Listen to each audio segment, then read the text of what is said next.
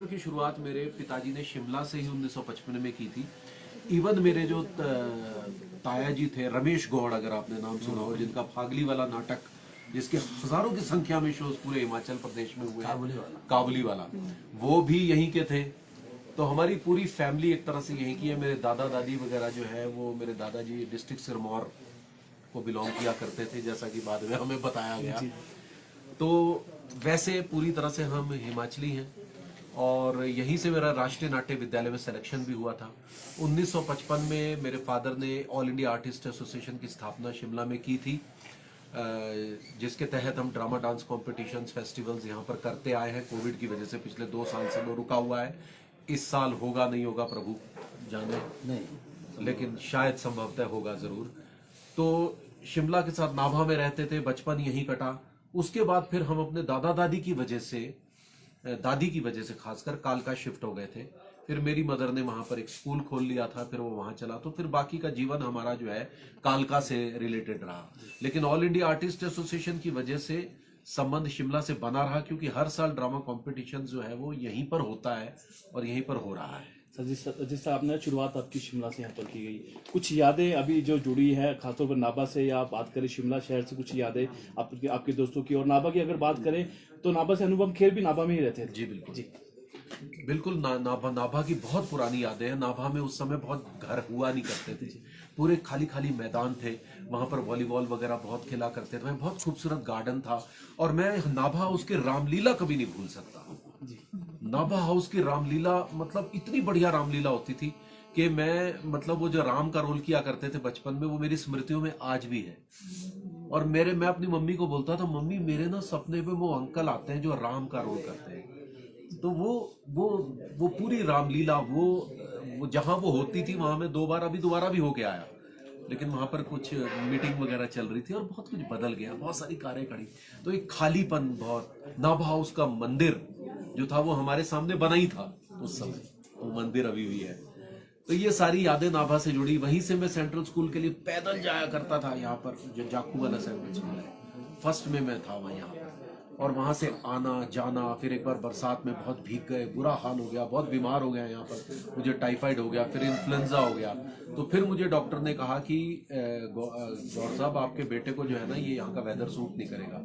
तो फिर मैं अपने नाना नानी के पास चला गया पढ़ने के लिए, वो नागपुर में, महाराष्ट्र में। तो आप ये समझ लीजिए कि मेरी जर्नी कहाँ से होती हुई जो है वो गुजरी है। लेकिन हिमाचल को, खासकर नाभा को, मैं कभी नहीं भूल पाया। फागली और ये जो आपका सीरियल है पूरी दुनिया में मशहूर है, भाभी जी घर पे हैं, उसकी जर्नी के बारे में बताइए, कितने एपिसोड हो चुके हैं और 7 साल लगभग यहाँ पर पूरे हो चुके हैं? देखिए, पहले तो फिल्म इंडस्ट्री की ये पूरी जर्नी है। नेशनल स्कूल ऑफ ड्रामा की एक वर्कशॉप यहाँ पर लगी थी, जो SN जोशी जी ने लगाई थी, language art and culture department की तरफ से, जिनमें हमारे सूद साहब भी हमारे साथ थे।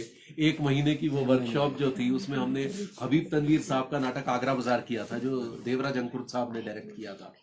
वहीं से हम लोगों को प्रेरणा मिली थी नेशनल स्कूल ऑफ ड्रामा जाने की। तो मैं और पवन कुमार जो है हिमाचल से सेलेक्ट हुए थे, और फिर वहां से हमारी जो जर्नी फिल्म इंडस्ट्री की तरफ शुरू हुई आफ्टर 3 इयर्स कोर्स।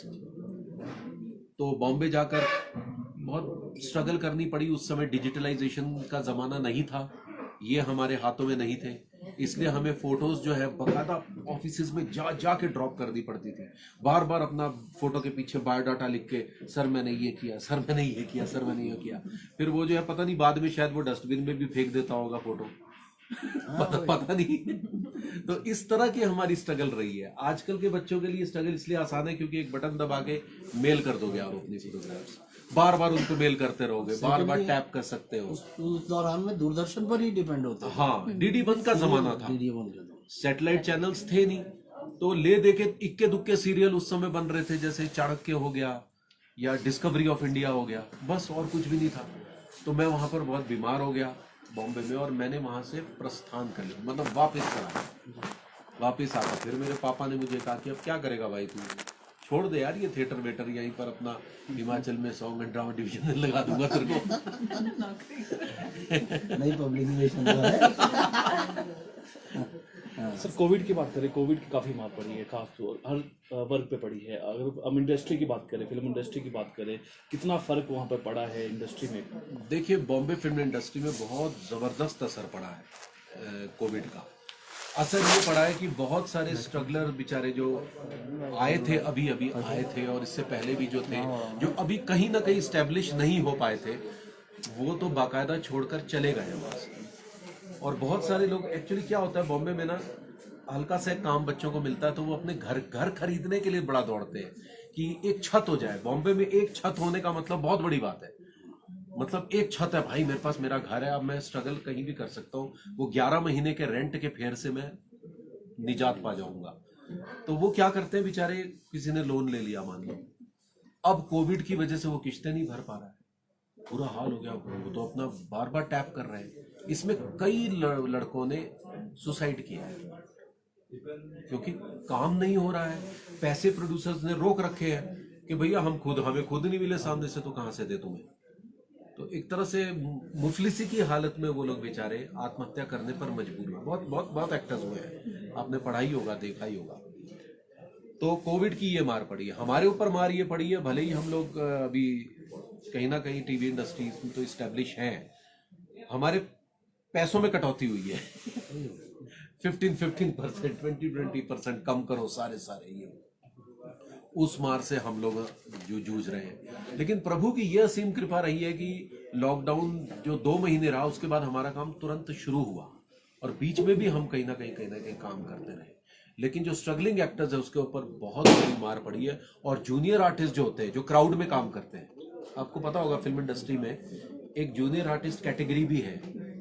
जैसे अगर हम दोनों बात कर रहे हैं तो हमारे पीछे कुछ लोग घूम रहे हैं, वो जूनियर आर्टिस्ट है जो भीड़ का काम कर रहे हैं। वो तो बिल्कुल तबाह हो गए हैं, वो इंडस्ट्री एकदम खत्म हो गई है, वो सड़कों पर आ गए बेचारे। तो ये मार जो है कोविड की हमारे इंडस्ट्री में पड़ी है। सर, रंगमंच को कहाँ आंकते हैं आप? हिमाचल को भी देखें और राष्ट्रीय स्तर पे देखें, रंगमंच कहाँ है?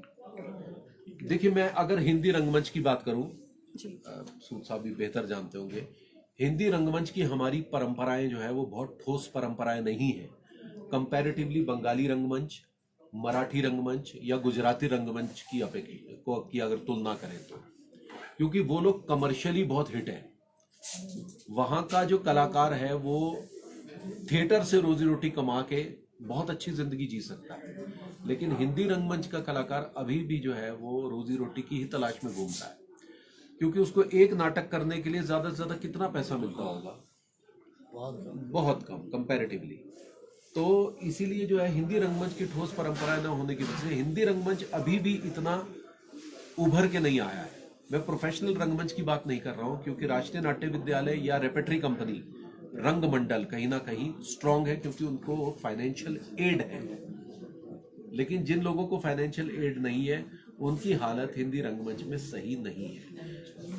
और एमेचर जो जिनके लिए हमारी संस्था संघर्षरत है शुरू से, मतलब शौकिया रंगमंच करने वाले छोटे छोटे जो ग्रुप्स हैं, जो बेचारे पैसे इकट्ठे कर करके थिएटर करते हैं, उनकी भी हालत इस समय काफी खराब है।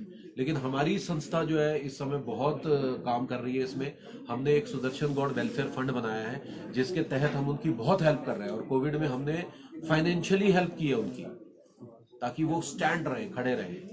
और हम जो है अभी जो कंपटीशन करेंगे उसमें भी उन लोगों को बहुत प्रोत्साहन देने वाले हैं। जी।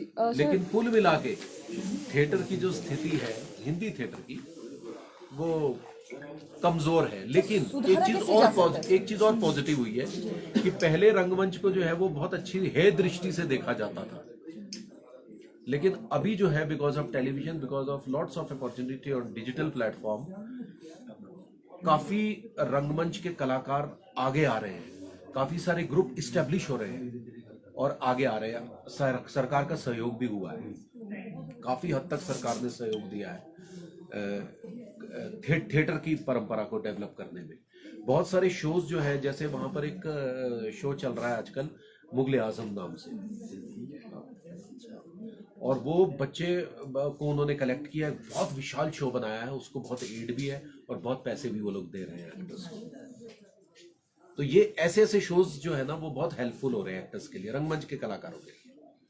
सर, कोविड के बाद अब ओमिक्रॉन आ गया है, कितना चिंताजनक है फिल्म इंडस्ट्री की बात करें? क्योंकि पहले भी कोविड में जैसा आपने कहा कि सर देखिए, ये वाकई चिंताजनक स्थिति है। चिंताजनक स्थिति इसलिए भी है क्योंकि इस अभी डेल्टा गया और अभी हम गाड़ी पटरी पर आ ही रही थी कि ये भी आ गया। हालांकि सुनने में आ रहा है कि ये उतना इन्फेक्शस नहीं है जितना वो था, लेकिन ये कहने की बातें हैं, लेकिन वो फैल तो बहुत रहा है ना।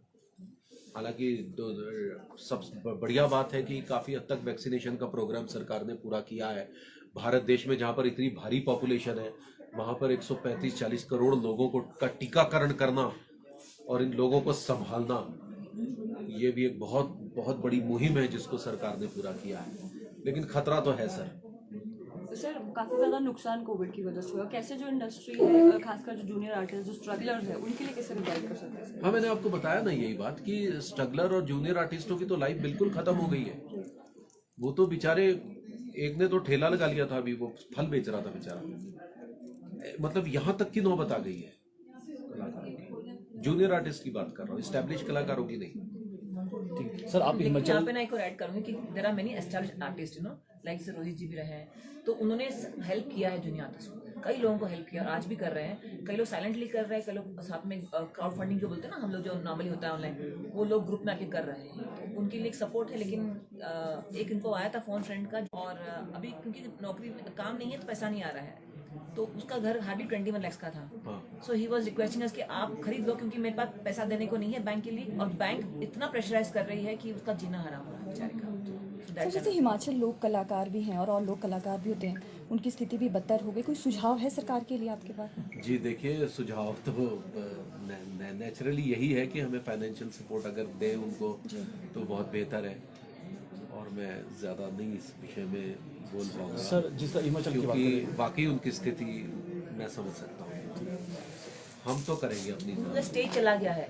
परफॉर्मर्स जो हमारे आर्टिस्ट हैं, थिएटर वाले, डांस परफॉर्मर्स जो है ना, जो सिर्फ परफॉर्म करके कमाते थे, आज मेरे आर्टिस्ट के पास पैसा नहीं है, वी वर हेल्पिंग देम। और ऐसे भी ग्रुप हैं, और आर्टिस्ट स्वाभिमानी होता है तो वो आपसे नहीं मांगता, हेल्प नहीं मांगता। लेकिन हमें पता है क्योंकि हमारे आर्टिस्ट जो है हम वहाँ तक पहुंचे हैं, हम तो कहीं और भी पहुंचे हैं, लेकिन कई लोग आज भी आते नहीं आगे हेल्प मांगने के लिए, तो बेचारे उनके लिए सरकार को एक्चुअली करना चाहिए। सरकार ने हमारे जो आर्टिस्ट अफेक्टेड हैं उनके लिए ज़्यादा कुछ नहीं किया। आई एम टेलिंग, कुछ स्टेट्स में किया है, what I heard, I think Jharkhand में कर रहे थे वो लोग, तो वो आर्टिस्ट कलेक्ट करके नंबर्स लेके उनको उन्होंने पैसे दिए हैं।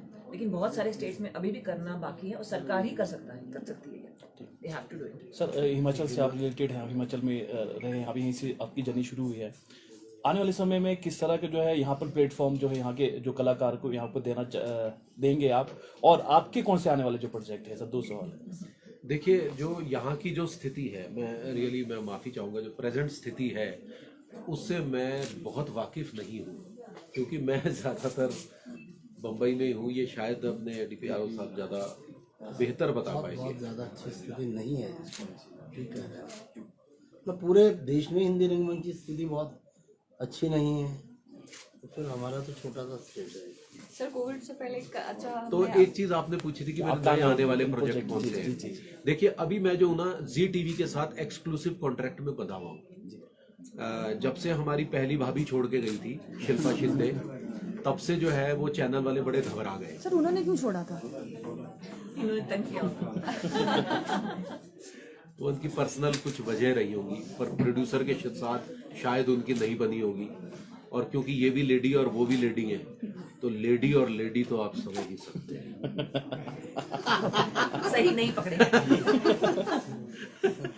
लेकिन दूसरी भी चली गई ना। नहीं, दूसरी भी चली गई ना। बता, अब पूछिए। सवाल महिलाएं निकल रही हैं। क्यों सर भाभी से क्यों बदल हाँ, रही है ये बाबा? अच्छा क्योंकि जो सवाल है, पहला जो कैरेक्टर महिलाएं इसलिए निकल रही हैं क्योंकि उनको ये लगता है कि अब थोड़ा परिवार देखें। जैसे अभी जो हमारी अनीता भाभी गई, उनके अभी बेटा हुआ है, और फिर कोविड की स्थिति में उनके घर में भी किसी को कोविड हो गया था, तो इतना घबरा गई कि उन्होंने कहा नहीं, अब सिर्फ फैमिली।